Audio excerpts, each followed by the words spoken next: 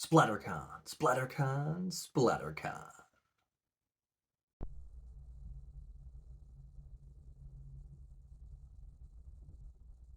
Be more than human. Hello and welcome back to the channel. My name is Joseph Carroll. I write under the pen name J.R. Carroll, and today is another Dresden Files review. And if you've been following me for a while, you know that all my Dresden Files reviews now are spoiler filled. So if you just happen to roll in, um, you know, and you have if you haven't read this book yet, I would turn back now, um, read it, and then you can come back in and see if we found the same parts of the book interesting. So, getting that out of the way, have you ever thought to yourself, you know what?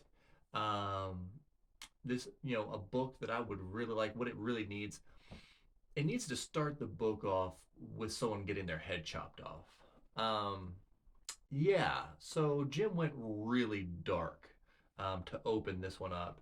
And if that's not just dark enough on its own, it happens to be a 16-year-old kid.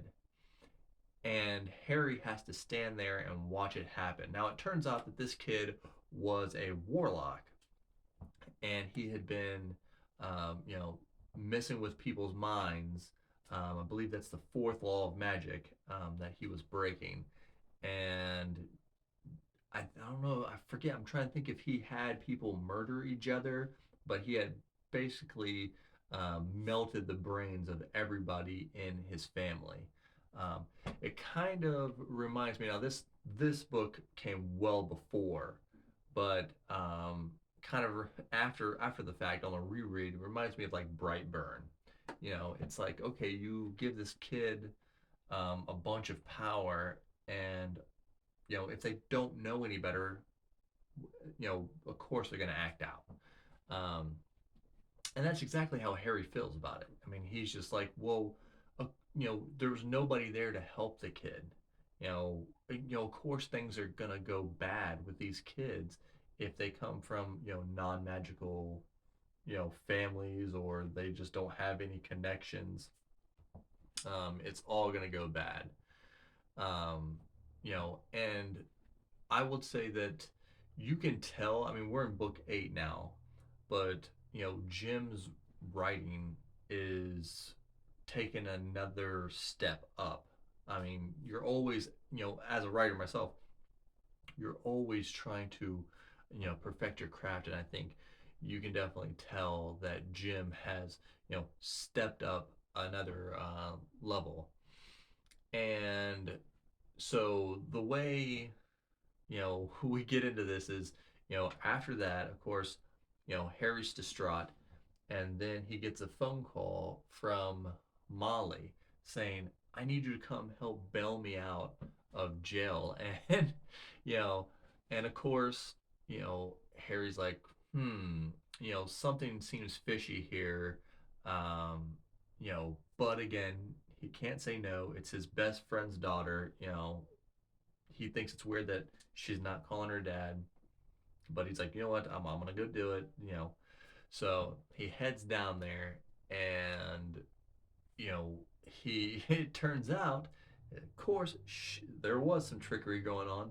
It's not her, but it's her boyfriend that's in jail, and that pisses Harry off, and and he's like, well, he goes, I'll get him out. He goes, but you're gonna have to come with me to your parents and after this. And she kind of halfway agrees to it.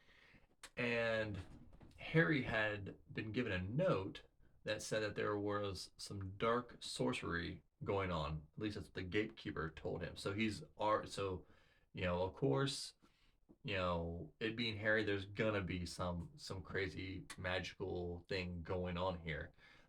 And you know, um, her boyfriend, I believe his name is Nelson, was saying basically saying he was framed for beating this guy half to death in a bathroom. He was like, there's no way. He goes, I was in the stall. I didn't do anything. He goes, but what happened? He goes, I don't know where they came from, but they couldn't have gone through the door or out the door. I would have seen them. And so, Harry's like, all right, all right. He's like, I kind of believe you, kid, and I'll go see what's up.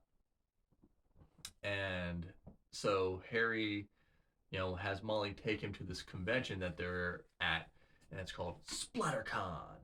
Um, and for me, that's one thing. I don't know why, but that's one thing that always stuck with me. Each book kind of has its thing, and for me, that just sticks in the back of my mind always is SplatterCon, SplatterCon, SplatterCon. That's on people's T-shirts and stuff, and they wear like little pendants and stuff, and that's all. That's weird. It's always stuck with me. But he gets there, and he's trying to sneak into to the bathroom to see if there's anything that he can sense from it. And of course, our old buddy Rollins is protecting the door, Mister I believe, but I don't 100% believe. And Harry goes back and forth with him about, hey, just let me kind of, I'm with you. You can't go in. He goes, well, just let me just look in the door. What can that hurt? And of course, he's like using his wizard sight, and he's like, definitely something. He feels something's definitely up, and then boom, out go the lights, and and it's just this weird darkness, that comes over, and Rollins' flashlights not really working, so Harry's using his his amulet to kind of cut through the darkness, and it turns out that it's a um, it's some kind of weird monster. I believe they call him the Reaper, um, and like this whole book is like these bad guys that show up are like slasher, you know, like 80s and 90s slasher horror monsters, and I believe the this one is supposed to be kind of like Jason Voorhees.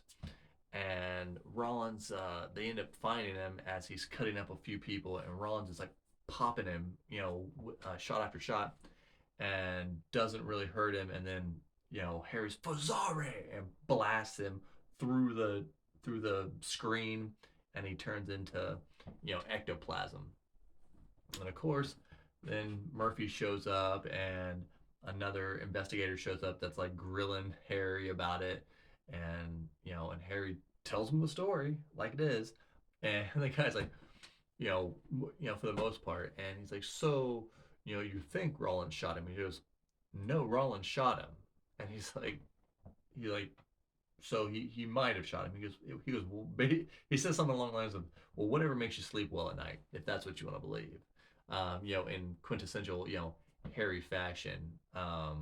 But um, we we figure out with the help of Bob that these are phobophages, and these are things that feed off of fear. And of course, Harry's like, well, he's trying to narrow stuff down, and Bob's like basically slapping some knowledge on him, and like, like fear is, and creatures, phobophages turning into things that you fear is like it's like the go-to thing, Harry. He's like, that's what they've always done. It's not something rare, so you're gonna have to narrow it down more than just that. And and so Harry devises this plan. He's like, he figures out, well, somebody is sending these things.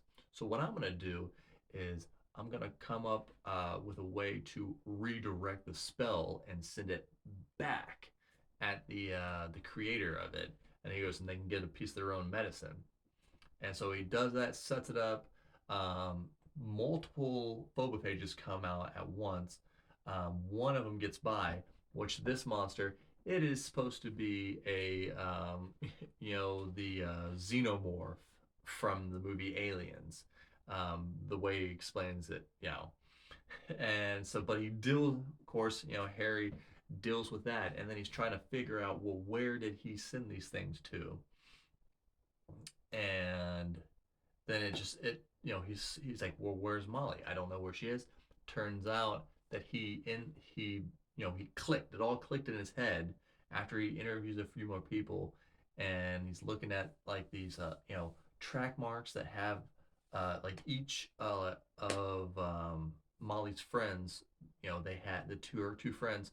One was pregnant, and then one was the father, and they were both, he could tell that they were both on drugs, but they had some kind of magical aura on them. And he figured out that Molly has been using mind magic herself to keep them from doing drugs. And by that, she was using fear, like nightmares, to keep them from, doing drugs. So, best laid plans type of thing.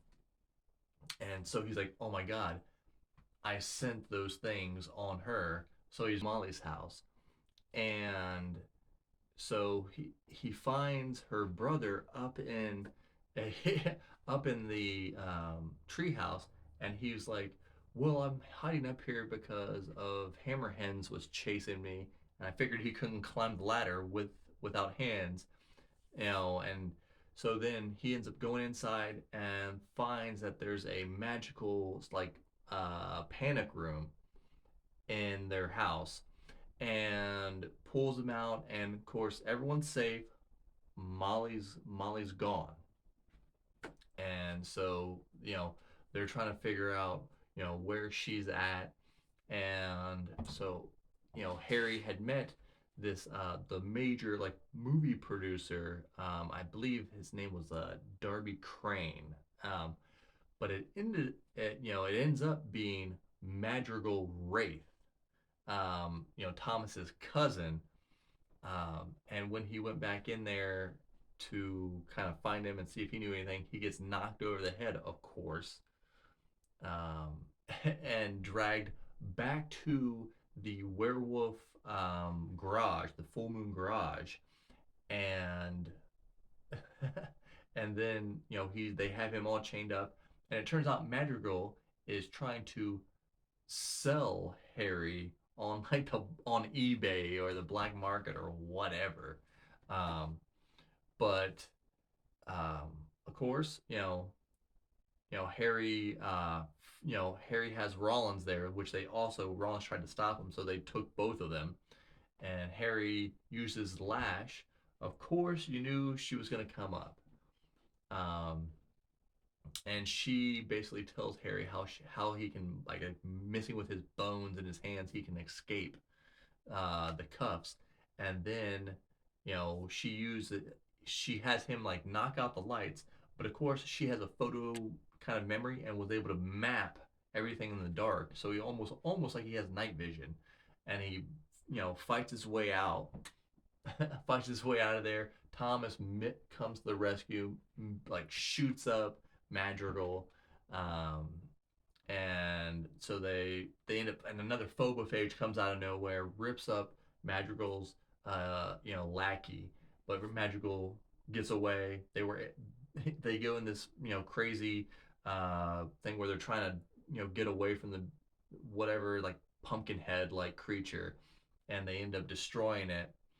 But it turns out that they figure out that they have drug her into the Never Never, and you know through these tracking spells and stuff, he figures out that Molly's been dragged to Arctis Tor in the heart of winter, and he employs um, the summer lady and the summer night with the favor that he had, and they end up opening a way into Arctis Tor, and of course, Murphy, Harry, Thomas, and Charity come along, and they're all decked out in like uh, cold steel, chainmail and hammers and swords and stuff, and they end up, they fight their way, into Arctis Tor. It turns out there's not very many people there, but there's bones everywhere. Um, but they end up fighting a few fetches here and there. They figure out that that's what they are. They're fetches, and they turn out to be like kind of movie monsters, but they're with his like the ointment that he puts on his eyes to get away from like glamour, that they're more like they look like shadow dog like creatures. And but they fight their way into the heart of Arctis Tor, and in the battle they end up battling like the scarecrow or whatever, like the major phobophage. And in that battle, Harry ends up running into Lloyd Slate, who's still alive, but he's being tortured. He's like they have him like crucified, and he begs Harry to kill him. He's like, "Take me out, please, in my suffering. Thank God you're here." And Harry also ends up blowing hellfire into this fountain, and it turns out Leah is trapped in the fountain, and she's lost her freaking mind.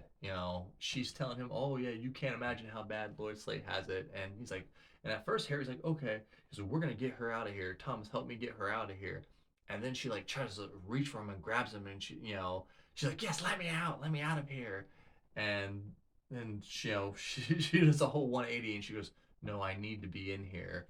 I'm not myself. And then it starts like resealing itself back up over her.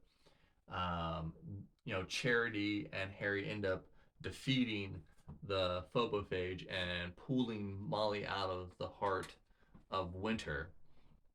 And when they get back, Harry, Charity, and Molly all have a discussion about like, Harry's like, "I need to take you to the council. I don't want to, but I have to, because if we don't come forward, they will find you and they will immediately kill you. If you come with me, you have a chance." And so that's what they end up doing. Harry ends up, taking her before them, and he thinks he's got it all planned out and it's working. And but then it ends up the Merlin's like, "No, we're gonna execute her," you know, and so Harry stalls for time because the gatekeeper is the only one there that hadn't voted. Half of the council is gone, and gatekeeper is basically like, "Well, I have to ponder over this." And the Merlin's all pissed at him. He's like, "Hey, it doesn't matter. We've already have more votes to execute her than not." And he's like, "Make up your mind. Let's go." And gatekeeper stalls for time, and then all of a sudden, in bursts Ebenezer and the other council members with a bunch of wardens, and Michael busts through. And it turns out that Michael like saved all their lives, and thus getting the votes, you know, because it's like, okay, we're gonna kill my daughter. No, so they all voted, to have her stay alive, and Harry takes her under his wing, just like Ebenezer did for him. And while they're back at his place, Molly tries to put the moves on, Harry, and Harry like dumps cold water on on her head, and he's like, "It's never gonna happen, kid." He goes, "You're gonna do what I say when I say." He goes, "You're gonna go back to live with your parents. You're gonna go to school. You're gonna graduate, and I'm gonna have a bunch of homework for you." He goes, "Because if you don't, you're gonna die, and then I'm probably gonna die, and I'm not gonna allow that." Um, but this was a kind of a overlooked or underrated book, but it was just spectacularly written. Let me know what you thought about Proven Guilty. Where does it rank on your Dresden Files list? And make sure you like, subscribe, and I'll see you